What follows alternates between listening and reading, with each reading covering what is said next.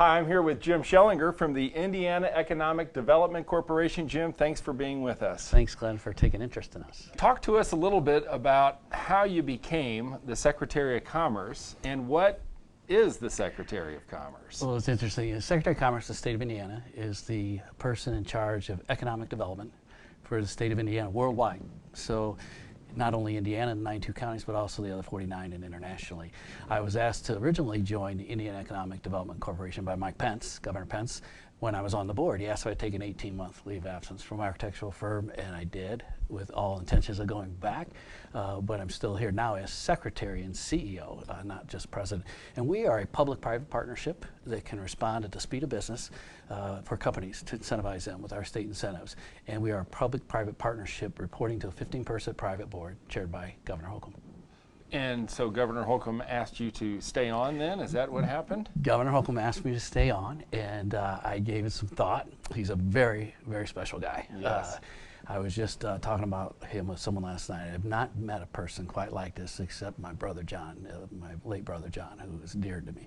But Governor Holcomb is very much like him. And you'll be able to relate to this, because the thoughts that went through my mind on December 1st when he asked me to do this in 2016 is I was reminded of a good friend, Coach Joe Bill, who said everything he thought about was, does this get me closer to heaven? And this is truly a service job that helps people get jobs, helps them feed their children, educate their children, buy a car, a house, go on a vacation. So what we do is so meaningful to people. And having grown up in a house with 8 kids, I know what it's like to have parents. Bernie Sanders says his parents worked hard to make ends meet. My mom and dad did not work hard to make ends meet. They couldn't. It was mathematically impossible. Right. What they did is they worked hard to keep that from the kids. And so for me to be in a position where I can give back and serve the state of Indiana was a big deal for me. Secondly, it was a big deal for me to say, if a Republican governor, 2 now in this case, asked me as a Democrat to step out and help them, I think it's a good thing. It symbolizes how we should work together. So it'll be the highest honor of my life and privilege to serve in this position, to serve people of Indiana. But what we're doing at IEDC and what Indiana's doing is remarkable. It's always been, the president and the secretary have always been from the private sector, like me, and I'm guessing they always will be, so that they can understand and relate to the businesses that we serve. So if you look at just the statistics, we are the crossroads of America. We have more interstate highways than any place in America. We have 3 international ports that connect to the Atlantic Ocean through the St. Lawrence Seaway up in Lake Michigan. That lake, that fine lake with 45 miles of shoreline. By the way, Glenn, that's shark-free and salt-free water. Nice. We connect to the Ohio River, out to the Mississippi, and down to the Gulf. So 3 international ports. Wow. We have the 3rd highest use of rail. We have the #1 airport in America. In North America, out there at the Indianapolis Airport. 2nd largest FedEx hub.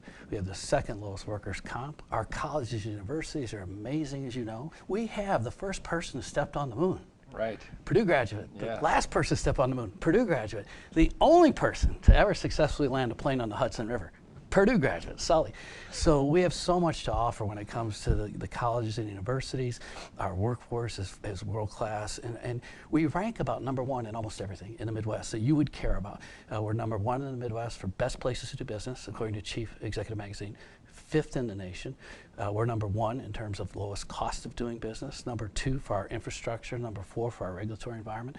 We are the 2nd most affordable state in the country. Tell me this, what is the Secretary of Commerce's travel schedule like?